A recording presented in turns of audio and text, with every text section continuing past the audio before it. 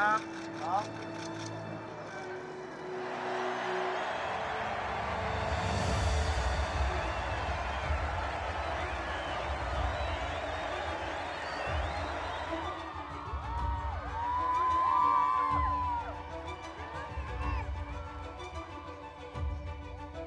Princess of Wales is a courtesy title used since the 14th century by the wife of the heir apparent to the English and later British throne.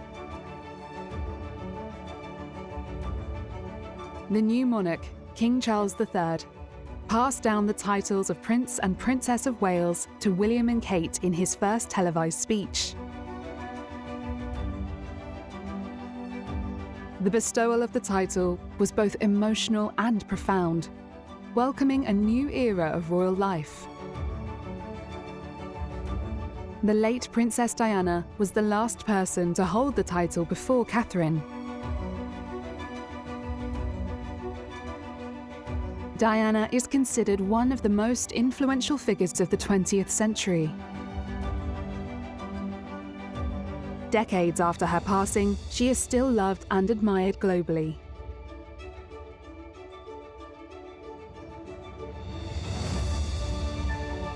When marrying into the royal family, it was inevitable that Catherine Middleton would have her fair share of comparisons to the late Princess Diana. She's already been compared to her. You know, she's wonderful with children, she's wonderful with old people, she takes on all kinds of charities. She's made mental health and children's mental health her big issue. Do you know what the difference is between Kate and Diana? Kate's a safe pair of hands. Diana never was. Due to Diana's untimely death, her image has been preserved forever, and this new, living, breathing Princess of Wales is in a very different place. As Kate moves into her 40s, and with the support of a loving family, there is a potential for her to use the role as a powerful tool for change. And I think she's very much her own person. She's strong. Catherine is very strong, much stronger than Diana was.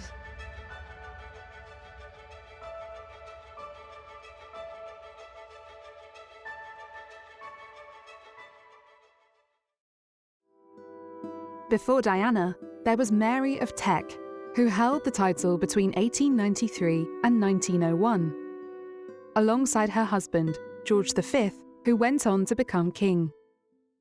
George came to the throne in a world at peace, except for distant thunders in the Balkans.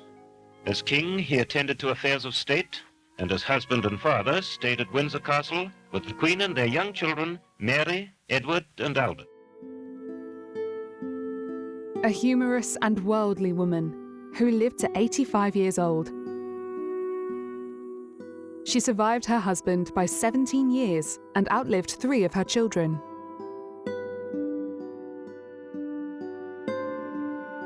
In the 80 years between Mary and Diana, no one held the title of the Princess of Wales.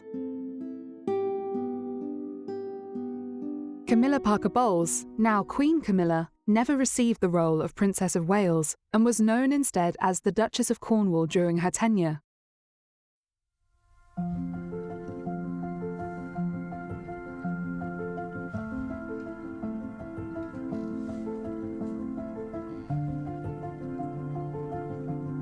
In the summer of 1980, the Queen told me that a young girl was coming to stay for the weekend. Right, but Prince Charles did give us a hint himself. He said we wouldn't have to wait too long.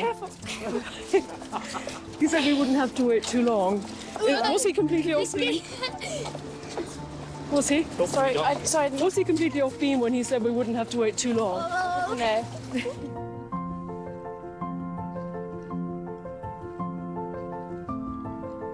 Well, Princess Diana was the daughter of an earl. Her father was Lord Spencer, and he was later Viscount Althorp. They had a house on the Sandringham estate, and then when Diana's grandfather died, they moved to the family stately home, Althorp. And the Spencer family were quite an ancient aristocratic family. I mean, they were actually probably grander than the royal family. She was named Diana Frances after her mother. and Lady Diana Spencer, a many times great-aunt who was also a prospective Princess of Wales, in an unsuccessful attempt to marry the then Prince of Wales, Frederick Louis, in 1731. Diana was 7 when her parents divorced, which resulted in what her brother called an unhappy childhood. She ended up living with her father, feeling abandoned by her mother, who lost the custody battle of her children after being labelled an adulteress. Well, Diana Spencer, as she was, is probably one of the most insecure people I'd ever met. She was also a real mixture of being completely naive and yet worldly wise. She was always different, so she was always fascinating.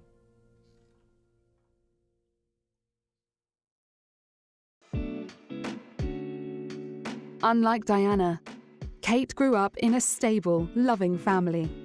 The eldest of 3 children, Catherine Elizabeth Middleton was born in Berkshire, England, and raised by mother and father Michael and Carol Middleton. Both of very different backgrounds, Kate's parents found that love was in the air, as they met when Carol and Michael both worked for British Airways. Michael had, perhaps, had a glimpse into the world of the aristocracy, as he was born into a wealthy family in Yorkshire. But Kate's mum was from a much more humble family of coal miners and builders. Kate's parents founded a mail-order party goods company, which climbed from a small startup to a multi-million-pound empire. And what they did is what good parents have always done. They've invested in education. It cost them a lot of money. They sent all of their 3 children to good schools. In the case of Kate, to Marlborough School, which is one of the top public schools, which means private in British terms, schools, where she did quite well. But she did well, she was popular, she was diligent, she worked hard. She ended up going on to Down House at the age of 13.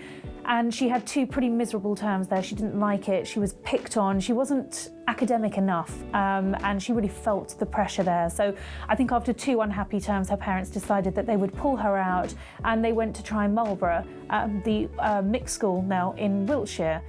While a student at the University of St Andrews in Scotland, Kate Middleton first became aware of Prince William of Wales when he attended a charity fashion show at which she was wearing a see-through dress. The youngsters shared several classes and soon became close friends. At the university, they shared rooms to start with and then shared a cottage with some friends. And as they said, you know, by their own account, they said that they were friends first and then the romance began. And it seems that the royal family were protecting William. It's about William to start with, but then William and Kate when the relationship began, because they did a lot of their early courting in St Andrews at the Queen's estate in Balmoral, away from prying eyes, lots of privacy, lots of time to develop the relationship. I think when it comes to William and Kate's relationship, what's great about it is it's based on friendship first. They were friends at St Andrews University before they went on to start going out with each other. Kate at the time counselled William in changing his course. He didn't like what he was studying, and she encouraged him not to leave and go back down to London, but to stick with it and do something a little bit different. We have a very particular picture of her in that respect. She's quite reserved. But, you know, this is the same girl that when she was trying to pull Prince William, she was wearing a see-through out dress and sashayed down a catwalk. So, and she is quite, you know, that was quite a bold thing to do. So she can't have been too shy or backward at coming forward in that respect. So I think we get one impression of her in that respect. When they split up, she went to a bunny girl party dressed with the ears and everything. So look, there's got to be 2 sides to her, but at the moment she doesn't really seem to want to put a foot wrong, and I don't think she will for a while. She wants to play the supporting role to Prince William. Outside, the Queen congratulated William. This was a significant moment in the relationship. Kate's first brush with William's family, and she didn't look daunted at all. Romance blossomed, although the relationship was conducted discreetly, primarily due to the prince's extreme distrust of the press.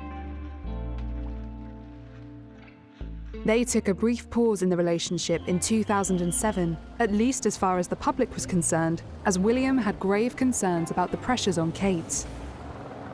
Pursued along public streets by paparazzi, just as his mother had been, would be all too much for young Kate to handle. What you have with William is a guy who has learnt lessons. And there's really nothing any of those grey-suited men from Clarence House could genuinely tell William that he doesn't already know about the press. And he understands the media. He understands that as a royal, you're never going to be elected. But that doesn't mean that public opinion isn't incredibly important to you and your longevity. And William, I think, really understands that. He gets it. He is very, very open and willing to forge relationships with the press. But he wants it on his terms, and he does not want a repeat of what we saw with Princess Diana. She now faced possibly the most daunting initiation test for would-be members of the royal family, ordeal by the media. Her flat came under siege. She was followed wherever she went. Diana first met Charles in November 1977. He was 29 and she was 16. He was visiting the Spencer family home in Altrip when he joined her sister Sarah, whom he was dating. In February 1981, the waiting was over. Buckingham Palace announced that Prince Charles and Lady Diana were engaged. The ring was a sapphire surrounded by diamonds. The couple looked happy and relaxed, delighted, like everyone else, that a wedding would take place. Earl Spencer and Lady Diana's stepmother celebrated among the crowds outside the palace gates. Inside, Lady Diana was facing up to a future she could hardly have dreamt of.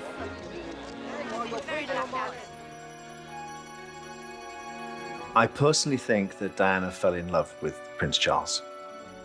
It's obvious to me that she was a young, naive girl and she fell in love with the prince. Now, if you watch that piece of footage when Prince Charles is asked, "Are you in love, sir?" Princess Diana's beaming. And I suppose in love. Of course. Whatever in love means. Well, it obviously put your own means, interpretation. obviously means two very happy people. Yes. Once again, congratulations. Well, from us, congratulations. Thank you very much. And she looks at him as if to say, "What are you talking about? Don't you know what love is?" That was the problem from the beginning. Charles didn't really know what love was. Well, the cracks in their relationship, I think they began to show very quickly. Because Diana didn't understand. I mean, after she became engaged to Prince Charles, he never seemed to be around. He was always so busy. And she was moved into Buckingham Palace, and she had her own apartment there, and he was sort of down the corridor. And she was absolutely on her own. I mean, a friend of mine actually was her footman and told me a lot about her at the time.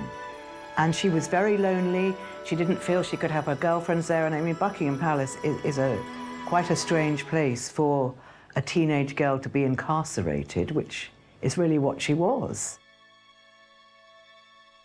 From the outside looking in, Diana and Charles looked like a young couple in love. For William and Kate, true love prevailed after the couple's short break. The official engagement was announced in November 2010 during a vacation to Kenya, where William presented Kate with his mother's engagement ring. You're obviously going to enter this family. William's mother was this massive, iconic figure, the most famous figure of our age. Is that worrying? Is that intimidating? Well, obviously it'd be... I would love to have met her, and she's obviously she's an inspirational woman to look up to. You know, it's a wonderful family. The members who I've met have achieved a lot, and you know, very inspirational. So yeah, I do. There's no pressure though, because like Kate said, you know, it's about carving your own future. No one's going to try and, you know, no one's trying to fill my mother's shoes, and what she did is fantastic. It's about making your own future and your own destiny, and Kate will do a very good job of that.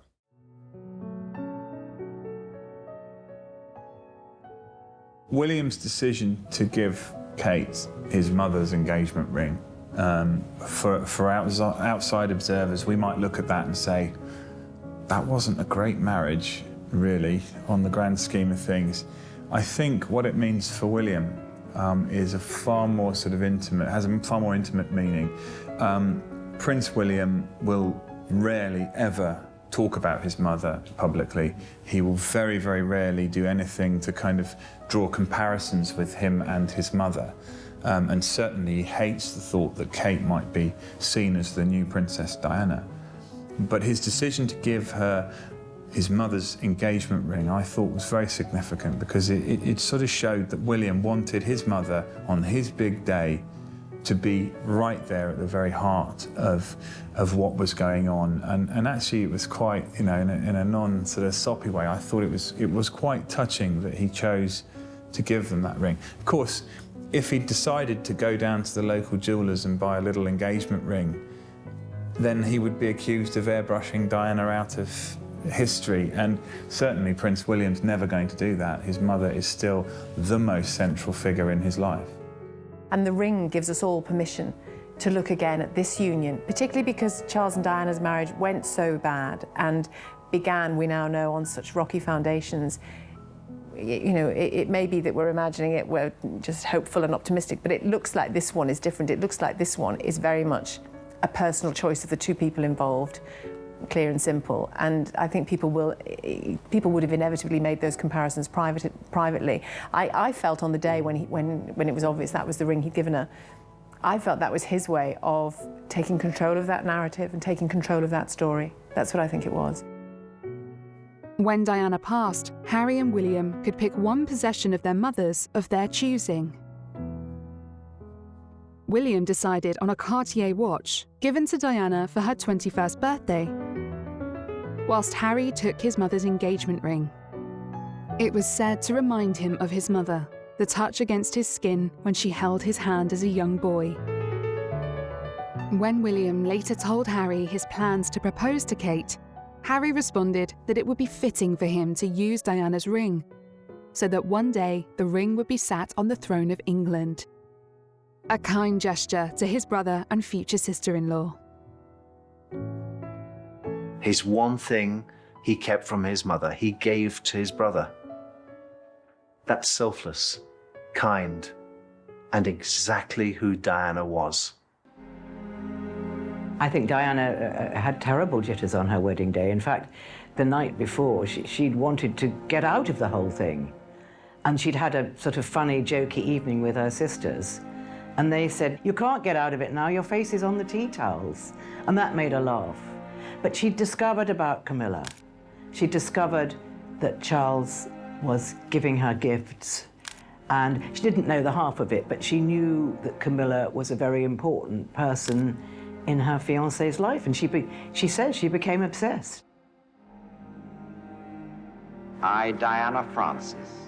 I, Diana Francis. Take thee, Charles Philip Arthur George. Take thee, Philip Charles Arthur George. To my wedded husband. To my wedded husband. To have and to hold. To have and to hold. From this day forward. This day forward. According to God's holy law. According to God's holy law. And thereto I give thee my troth. And thereto I give thee my troth. I remember the wedding of Prince Charles and Lady Diana Spencer very well because I was at Buckingham Palace. She says, "But did you ever look at the footage of that?" She says, "Next time you look at it, watch me." She says, "Can't you see me looking from side to side? Can you see me doing that? Do you know what I'm doing? I'm looking for her. I'm looking for Camilla." And she was there. She was even at my wedding. So this spectre of Camilla was always there in the princess's life.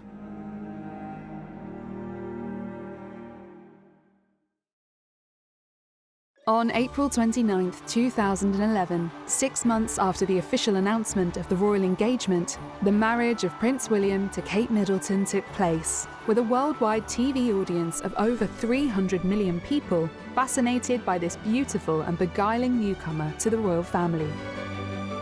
The marriage the ceremony, the wedding, just actually puts a seal on what everybody has been aware of for a long, long time. As Prince Charles said when he was asked about the engagement on the day it was announced, well, he said they'd been practicing long enough. It was rather a sort of flip comment, but to a degree it was true. There's going to be no huge surprises. They are friends with each other. To my mind, I think the basis of the relationship is respect. She has never been a dog's body or a doormat. She's always fought her corner. Somebody said to her, "Aren't you very fortunate to be going out with Prince William?" And she said, "No, he's very lucky to be going out with me." So maybe we just ask your reaction to the wedding, please, sir. Obviously it's thrilled, thank you very much. Practicing for long enough.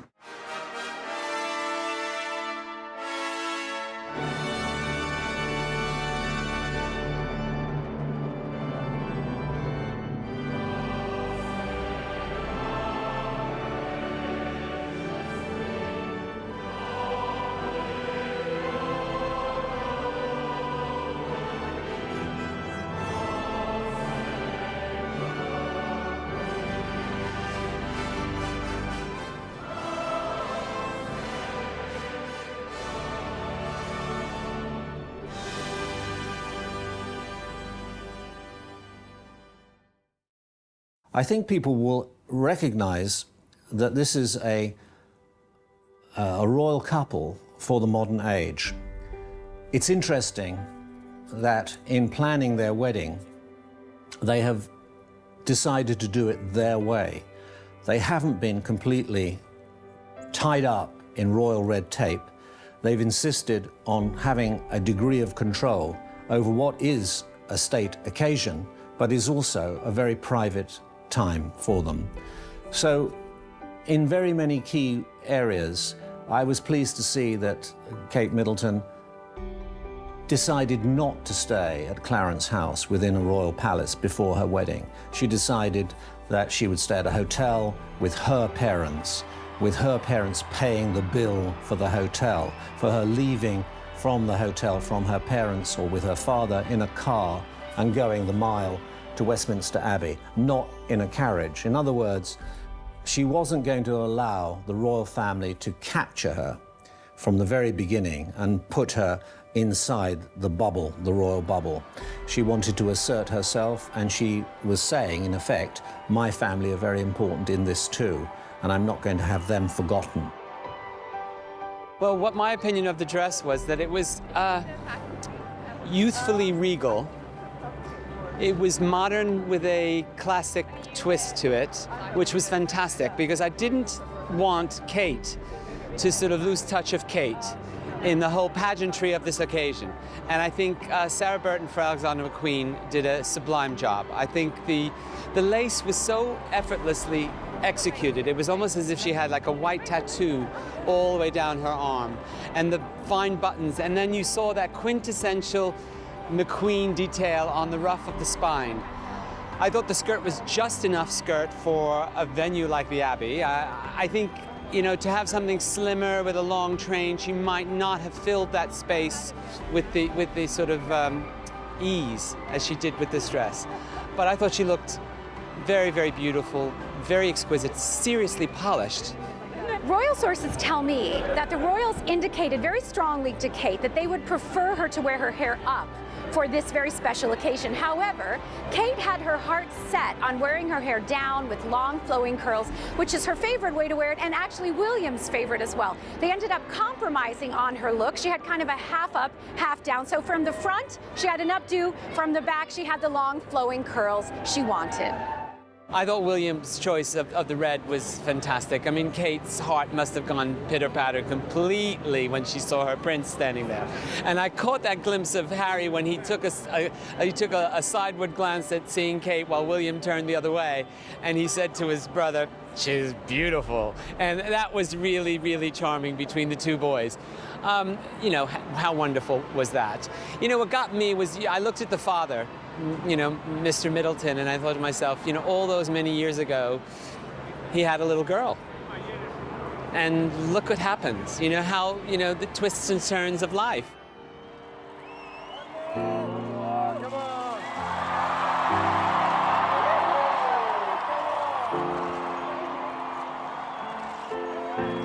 This is when the British come to their own. We have all the equipment, we have the household cavalry, we have the wonderful carriages, we have those ancient Rolls Royces, and there's a great spirit here, a spirit I think you could say was evocative of 1981 and the wedding of Prince William's parents, Charles and Diana. Diana reportedly wanted the longest train in royal wedding history, so the dress was made with her wishes in mind. For the final bit of the tradition, Diana wore the Spencer family tiara, an 18th century era heirloom. It was dubbed the most closely guarded secret in fashion history, until the dramatic unveiling on the wedding day. The dress was a complete mystery. It was a display of grandiosity and style. Diana's wedding dress really is one for the ages. It is peak 80s extravagance and opulence, and it was a statement. It is arguably the most iconic wedding dress throughout history, or at least one of. The reason being, when she stepped out at St. Paul's Cathedral, all eyes were on her. She had these glorious, huge puff sleeves. She had ruffles down the front, a full skirt, sequins, 10,000 pearls, and a train that ran for 25 feet. It was designed by, at the time, husband and wife duo David and Elizabeth Emanuel, and really interestingly, they didn't have a brief for it. So obviously for the designers, it was quite a momentous task to undertake, and the pressure for the designs not to be revealed was really quite high. Although the couple have made clothes for Lady Diana before, they never really thought they'd get this job, and tonight they said it was too early to say how it might look. But how did they feel when they first heard? Very honoured. I'm very happy and delighted, obviously, with the news. What about you, Elizabeth? Over the moon. Very thrilled. How long will it take to make? Early days, from now till the end, to the day of the wedding, we'll be working on it. Any ideas at the moment? Not yet, because it's early days, and a lot of discussion has to take place, and, you know. And what are you going to do tonight to celebrate? Just go home and see the children, I think. Do they know yet? But they're too young to know, but we'll tell them when they get older. It was such a huge deal. It was the biggest royal wedding in decades, if not more, because the Queen had quite a pared-back wedding, and it wasn't a televised affair, whereas this, everyone was going to watch. So what they did is they actually did a second wedding dress, which never really saw the light of day. It was very similar to it, but more pared back. They say it had a deeper V-neck neckline and just fewer ruffles, fewer pearls, more understated. Their wedding marked this new sort of era in the royal family, so it had to be a big moment. And because it was going to be such a big moment, the identity of the dress and what it looked like had to be kept really under wraps. Although you don't really see Princess Diana's shoes in any of the pictures or the videos, they were designed by the Emanuels as well, and they were designed to match the dress, and they featured a lace, a few pearls, had a heart on the toe, and really there was a lovely little romantic detail to them because Princess Diana was rather romantic, so she had C and D designed under the sole of the shoe. So you didn't see it, but obviously she knew it was there, and it was a sweet nod to her husband-to-be. Really interestingly, it said that after her divorce, Princess Diana didn't want to wear any Chanel logo items because it was the interlocked two C's, so she thought it was too much of a reminder of Prince Charles and Camilla. For hundreds of years, the royal style has been a topic of fascination. The dress sparked numerous copycat versions over the years and is considered an emblem of 1980s fashion and the most iconic wedding dress of all time. In the years that followed her fairy tale appearance on the steps of St. Paul's, Diana cultivated a contemporary wardrobe that always honoured protocol but still reflected her penchant for prints and pops of colour. The beginning of Diana Mania, as the world's obsession is now known. It was just like a phenomenon. I mean, people would scream when they saw Diana. It was almost like Beatlemania.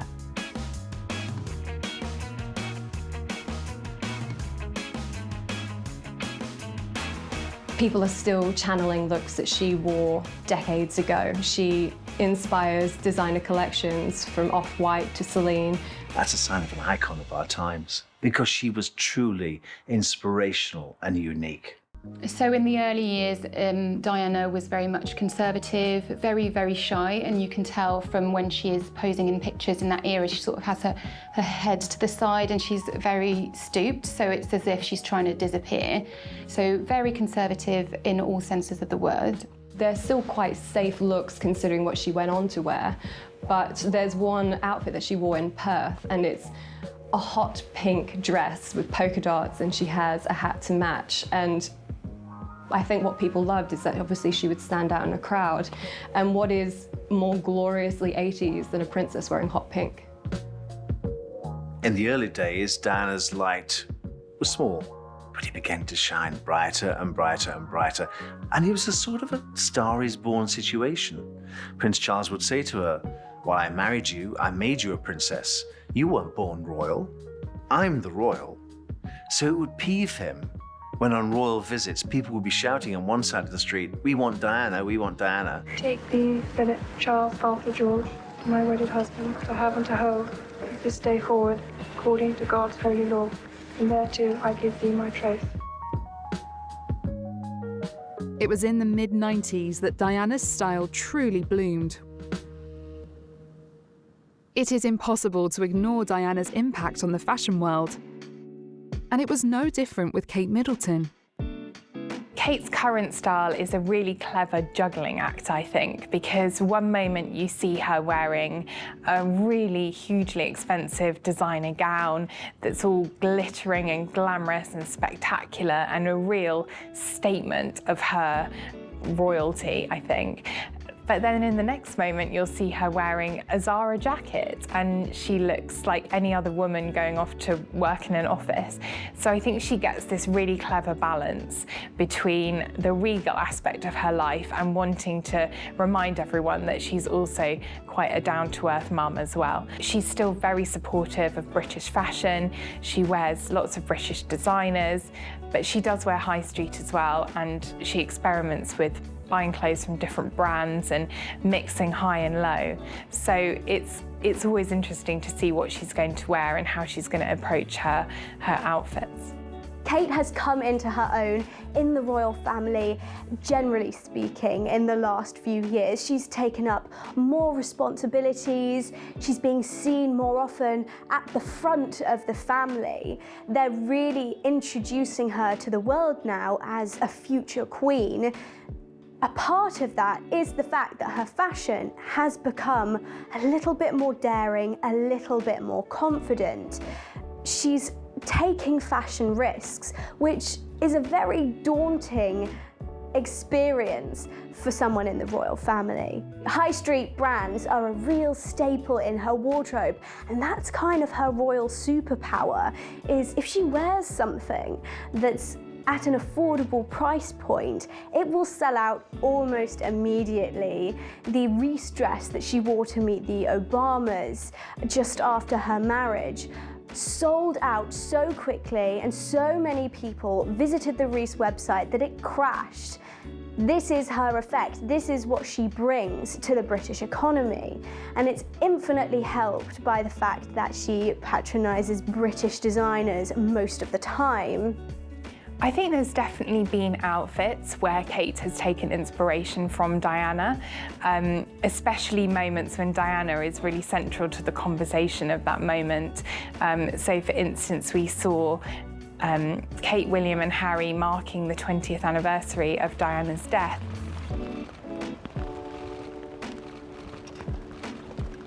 At that moment, Kate wore this lovely Prada floral dress, which looked exactly like something that Diana would have worn in the early 1980s. So I think that Kate has certainly taken inspiration from Diana, but she's moved it on and she's really made her look her own as well.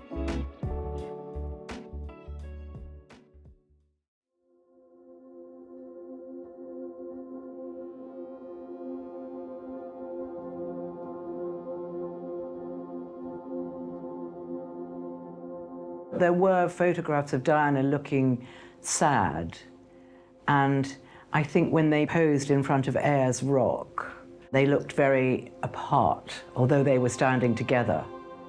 And I think perhaps that, I think there was an element of sadness that was showing in the pictures. I mean, when we can only tell by the close-ups that photographers were taking at the time. And I think there was an element of something not being right, or Diana looking really miserable, and it wasn't like they didn't have any sort of togetherness.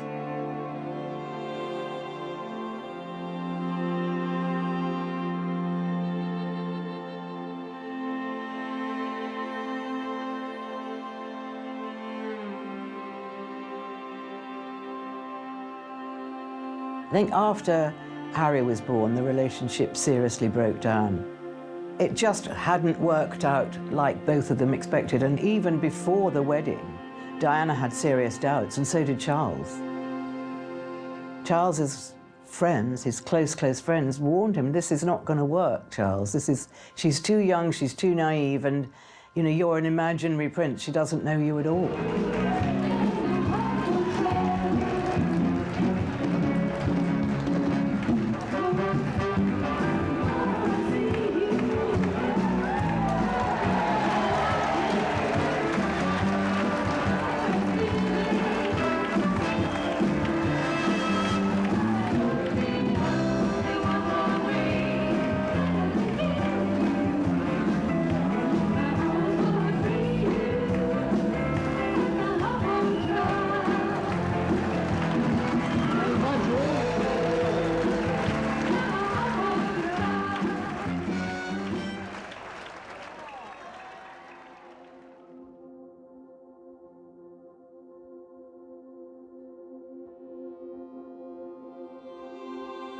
I saw correspondence between them. I saw correspondence from the princess to the queen, which said how happy she was and how she loved to be a wife and how much she would support Charles in his future career. And so the first 5 years of the princess's marriage, she felt that she could make it work. The princess made a fatal mistake. She fell in love with her prince. You must remember that the princess lived within the British royal family for 15 years. She knew exactly what went on within it. She knew how things were done. She was at times extraordinarily unhappy, and her husband did nothing. She felt very wretched much of the time, but at the same time she was a mother, and she had to maintain a brave face for her children.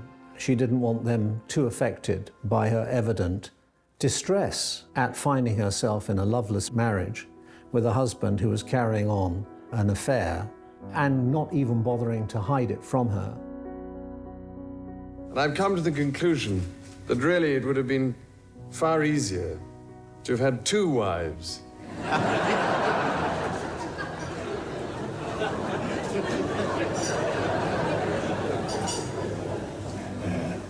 To have covered both sides of the street.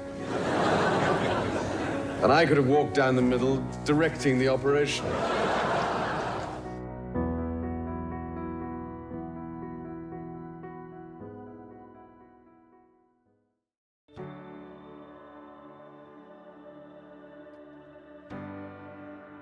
She is probably a good example of one of the best things that the royal family has done for years. She is a very beautiful young woman who's very intelligent and rather polished.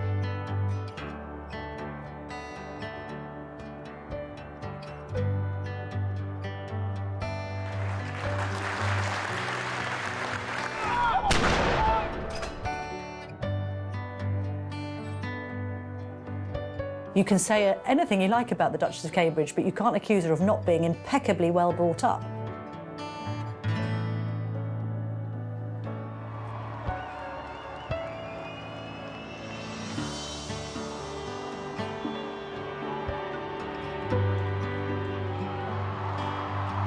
Kate met with Her Majesty Queen Elizabeth shortly before their wedding, when it was confirmed that her royal title would be Catherine, Her Royal Highness, the Duchess of Cambridge. Kate came in completely from the outside into this very tight-knit royal circle. To her great credit, Queen Elizabeth appears to have also learned from the lessons of Diana and really welcomed Kate into the family in a way that I don't think Diana was ever exactly welcomed. And Kate was given a lot of support by royal staff and royal household as she grew into the role of being a duchess, of being a princess. They gave her time and space and resources in order to help and support her in that role, and it's done wonders. Queen Elizabeth is said to be very fond of Kate Middleton. She likes her British sensibility. She likes her middle-class values. She likes that she's close to her family, and Kate has never tried to garner extra attention for herself. There's nothing flashy or showy. Kate toes the company line all the time, and that's something that Queen Elizabeth very much wanted from Diana, which didn't happen. She wanted from Sarah Ferguson, which didn't happen, but has very much so happened with Kate Middleton. There are lots of people who believe Kate is a special favorite of the Queen's because of the way she continuously, consistently supports the family, supports William, and never seems to put a step wrong. Once you married into the royal family, you became a Windsor, and that was that. Well, it was different when Kate and William got married, and when William asked Kate to marry him, he made it very clear that she wouldn't have to leave her family behind her once she married into his family, promised her that they'd always stay a part of the family, and they have done, whether it's joining the Queen at Ascot or being on an important barge within the Queen's fleet at the Diamond Jubilee celebrations, being the first visitors to go and see Prince George when he was born, even before the future King, Prince Charles. All of these things are very significant because they're William's way of saying, you are part of this family and we are going to include you. I think the ways the Middletons have been integrated into royal life, so to speak, has been quite seminal and unprecedented. Often girls would marry into the royal family and their in-laws would sort of be ignored or shoved away. Actually, the Queen has actively embraced the Middletons, inviting them to things like Royal Ascot.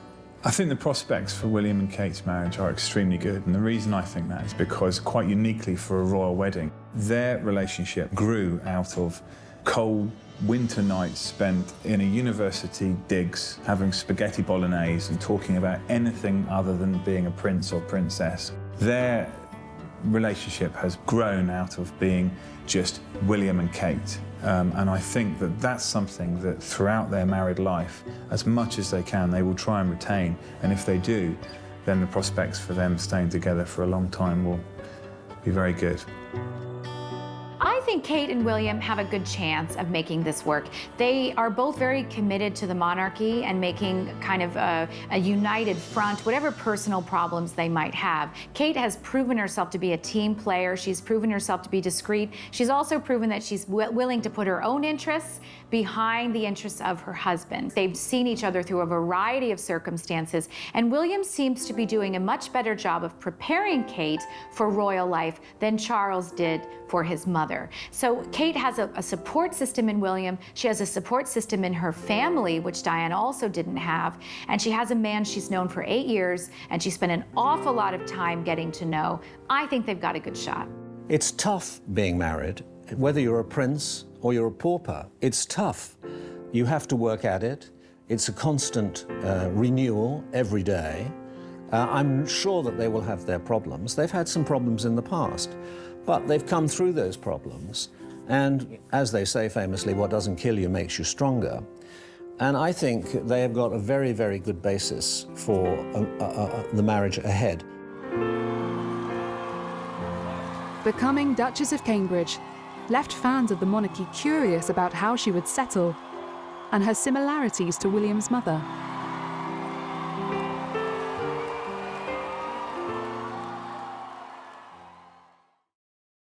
Humanitarian work played an essential part in Princess Diana's life at home and abroad. Her interests were reflected in the organisations of which she was a patron or president.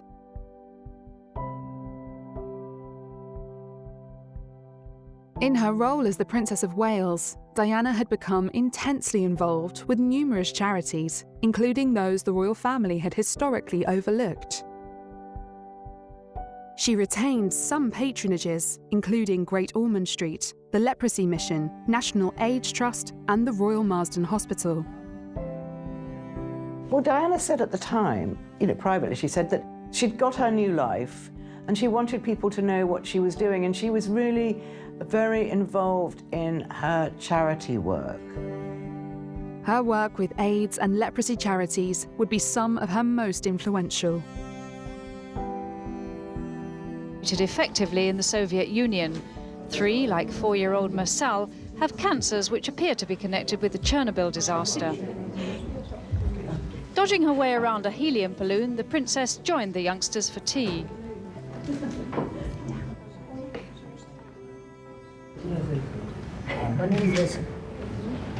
My name is Julia. My name's... One of my greatest pleasures has been my association with people like yourself. During those years, I've met many thousands of wonderful and extraordinary people, both here and around the world. The cared for and the carers. To the wider public, may I say that I've made many special friends. I've been allowed to share your thoughts and dreams, your disappointments and your happiness. The Princess of Wales had asked to visit these children. They're all suffering from diseases which can't be treated effectively in the Soviet Union. You have also given me an education by teaching me more about life and living than any books or teachers could have done. My debt of gratitude to you all is immense. I hope in some small way I have been of service in return.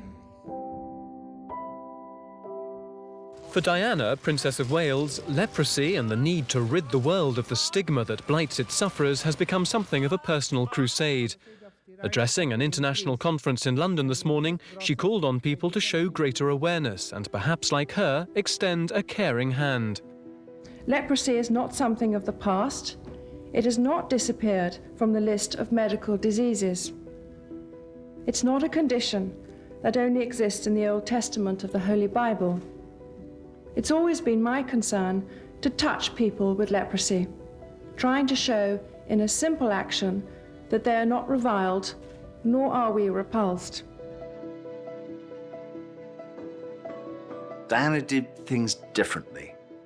There was a memo came from Buckingham Palace. Diana, when you're in public, please wear a hat and please wear gloves, because you're touching the public and you might catch something. And I'm not too sure about you touching those people with HIV and AIDS. Are you sure you're safe?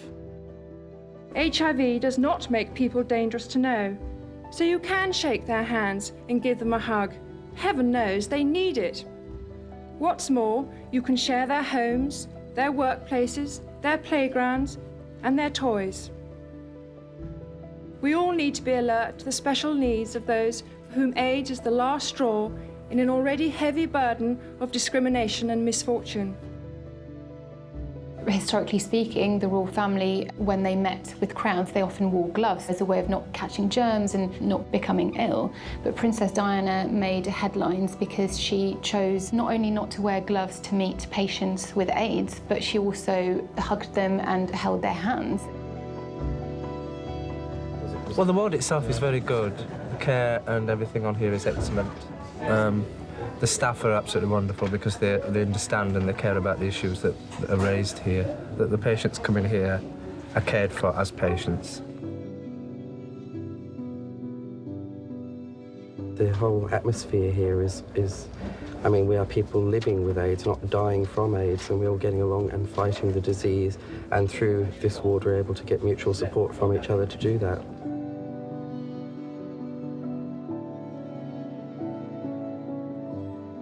Her humanitarian work took her to war-torn countries too, where Diana worked prolifically against the use of landmines.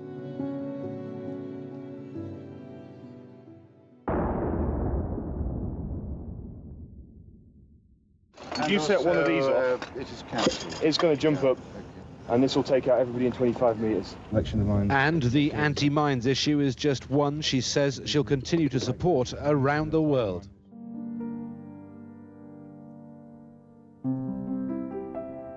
She offered support and awareness to those who suffered as a consequence of left-behind landmines post-war, many of them being children and refugees.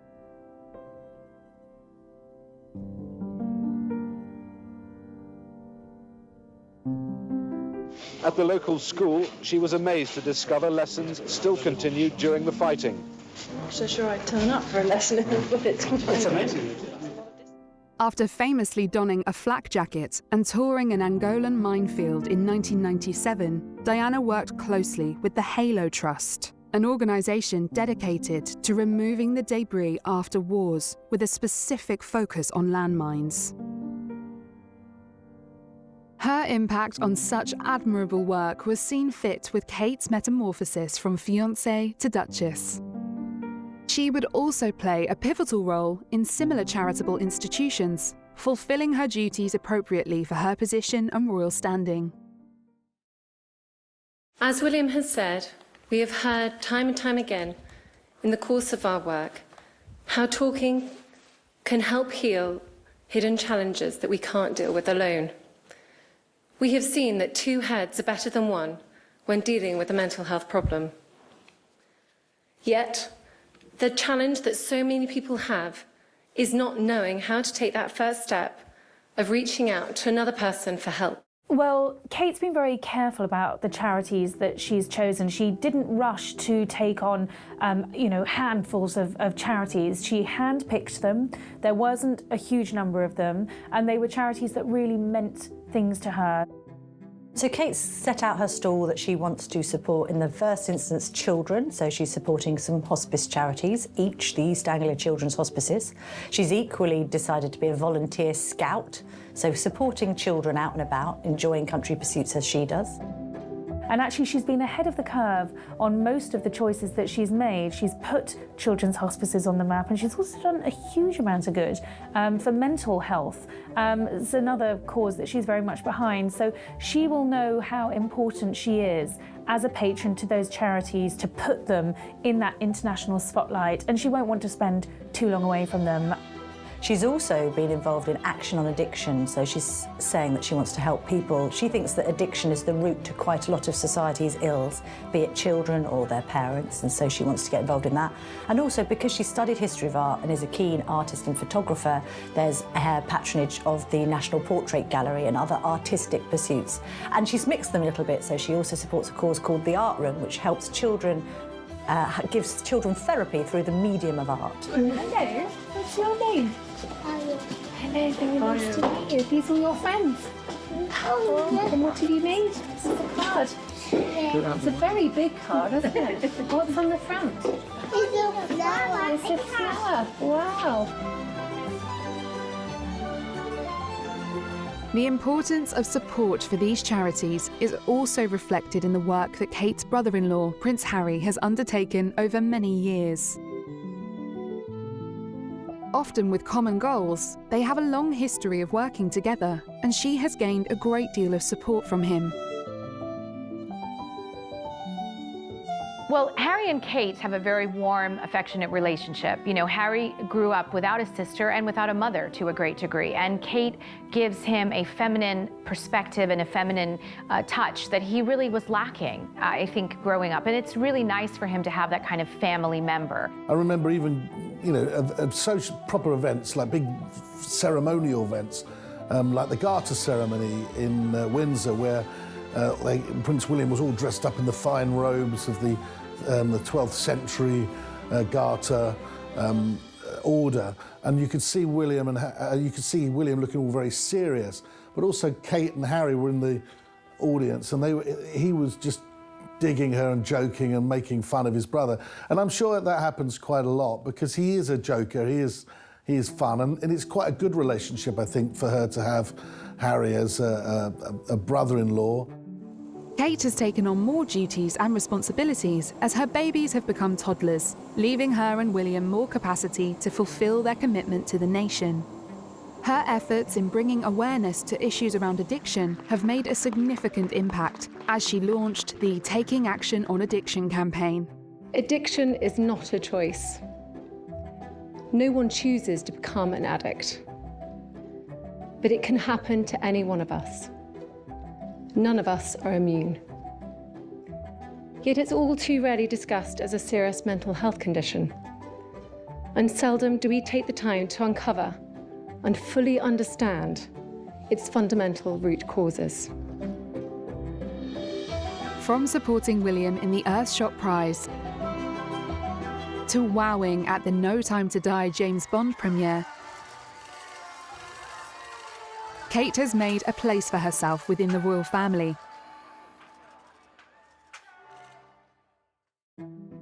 After the difficult years through the coronavirus pandemic, Kate organised the Royal Carols together at Christmas in 2021. An event designed to offer thanks and to bring hope and a little Christmas spirit.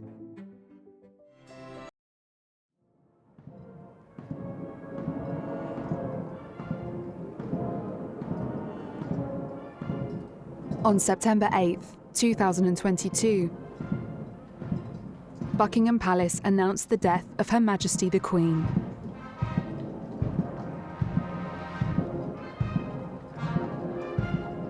As the longest reigning monarch in British history, Queen Elizabeth II's passing has affected the lives of many.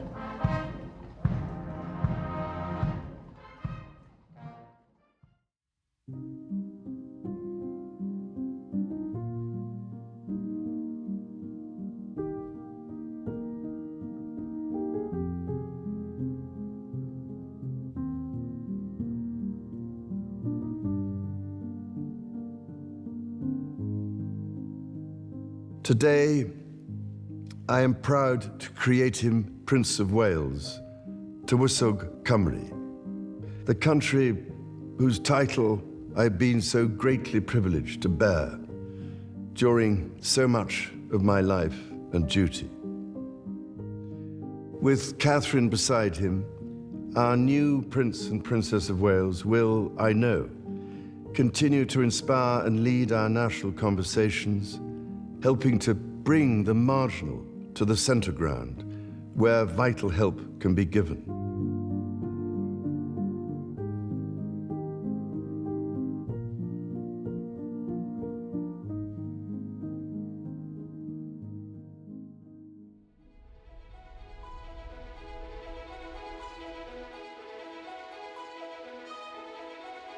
With the death of Queen Elizabeth, it is inevitable that the monarchy will be re-examined and will have to prove its value to the country and the people it serves. They, I'm sure, have found the pandemic equally hard, but they're doing one of the most important jobs out there, nurturing your young minds and helping to shape your futures. The new monarch, King Charles III, invested William and Kate with the titles of Prince and Princess of Wales. It has been 64 years since the last investiture of the Prince of Wales, a title Charles has held for most of his life, and one shared with the late Princess Diana after their marriage in 1981.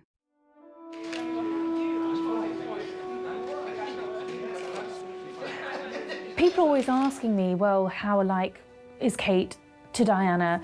And I always say that they're actually incredibly different women. You know, they look very different. They are very different people. And I think particularly in the early stages, there was a desire, largely by the press, to sort of see how Kate would live up to Diana's image. And I remember William saying that there was no expectation, that these were big footsteps, and no one expected Kate to fill them. And I think what Kate's done, which is so commendable, and you really have to take your hat off to her, is she's forged her own identity within the royal family. She hasn't tried to emulate Diana. You know, she's a style icon, but I'd say she's quite a reluctant style icon. She's wanting to put her stamp in other areas, her work with hospices, her work with mental health. Within the comparison, there are huge differences. She's 10 years older than the Princess of Wales was when she married Prince Charles. She's more educated, she's more experienced. She comes from a very stable family in which she's clearly very happy. Diana didn't have those things, did she? She had huge charisma, huge inspirational things that she did, and she had massive natural ability with people. You know, we've all seen it, we all know it. It's well documented and accepted. But Kate Middleton looks to be a different creature, and I think she'll just show that herself. And you couldn't try and measure yourself against Diana because she was a really unique kind of character, wasn't she? You know, she was a really unique personality. It's quite interesting, actually, Kate's perception in the UK. She's not necessarily seen as an icon like Princess Diana was, and I think that's because Diana was had frailties and faults as well. Kate hasn't really put those out there. She's almost too good to be true sometimes, and I think a lot of younger people find the overwhelming privilege that she has and the fact that she maybe stuck around too long to marry Prince William as both seeing a little bit against her. Whereas around the world, where I do a lot of work for in other countries, there's none of that attached to her, and they just like her for who she is, or the perception of who she is. I think in the UK, when she was dubbed Weighty Katie, it didn't do her any good at all, and that was a little unfair because it's not her fault that her future husband took so long to pop the question. And I think were Diana here, I think she would approve of Kate Middleton. She might feel slightly like some mothers do, oh dear, I don't want to lose my son to any woman, you know. But I think she would approve. She would see in Kate Middleton some admirable qualities, and she'd feel that her son would be safe with her. I'm sure of that. I think she would approve of it immensely. And I think it was very telling that he chose to give Kate Middleton his mother's engagement ring, and he said, I want my mother to be part of this, to be present. I think it's really important that she doesn't look anything like her. I was thinking that the other day when I was looking at the engagement pictures. She's a beautiful woman. She's developed a style that's very classic. It hasn't changed dramatically over the years, but it's just a classic, more groomed version of what she always was, it seems to me.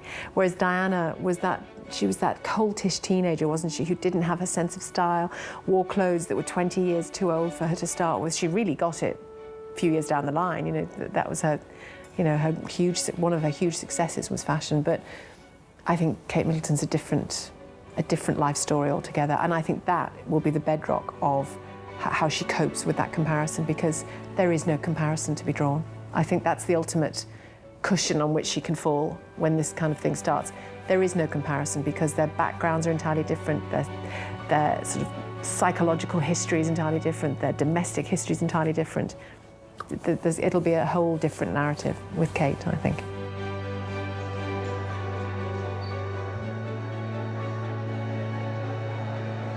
Her rise to royalty and influence is of international intrigue. She took her place on the global stage overnight, tying the knot with Prince William and swiftly making monarchy history in the form of their firstborn and third in line for the throne, Prince George Alexander Louis. It is widely acknowledged that Kate's commitment to and love of Prince William enables this fairy tale to continue. You have to remember that as much as Princess Diana is famous for her warmth and just closeness to her boys, they very much did not have a secure, stable, warm family environment growing up. Their parents were divorced. It was very acrimonious for quite a few years. Their father is quite famous for being cold and distant, at points very aloof. There really wasn't a kind of a happy family for either of those boys. And seeing it in the Middleton family has made a fantastically huge impact on William, and it is precisely the kind of dynamic that he wants to bring into his own family life. I think that Kate Middleton will be the people's princess. She won't be condescending to the ordinary people. She will be her own self. But I think there'll be a lot of people who can identify with her and her background and where she's come from. And particularly as she succeeds in the job, I think they will warm to her. They will see that she hasn't gone out in order to get a prince. They'll see that it's been a mutually arrived at relationship, and they will recognise that, for once, this is a love match, unlike the marriage of Prince William's parents. These people are in love with each other.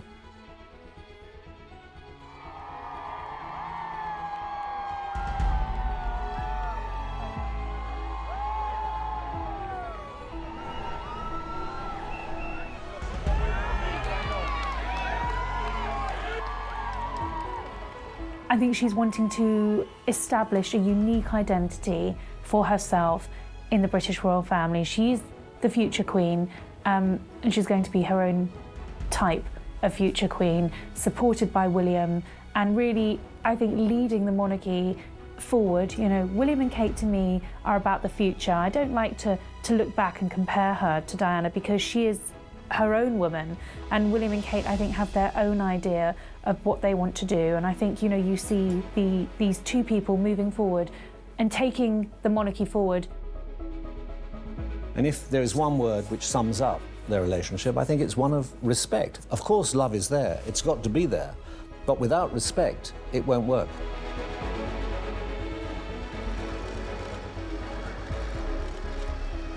Prince William has found someone exceptional in Kate. Her considered approach to her work, her natural warmth and social skills, and her hands-on parenting style paint a picture of a new kind of royal. With slightly less formality, but with due respect for the traditions of this great dynasty. Modernisation is a very hard word to use in the context of the royal family, because the royal family is built on history and tradition and protocol, but actually in William and Kate, you see a future king and queen who are driving it forward and taking it on to the next step.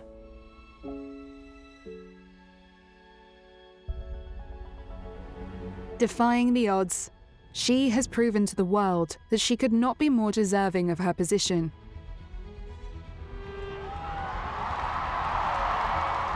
And her work as Duchess will lend well to her elevation to Princess of Wales.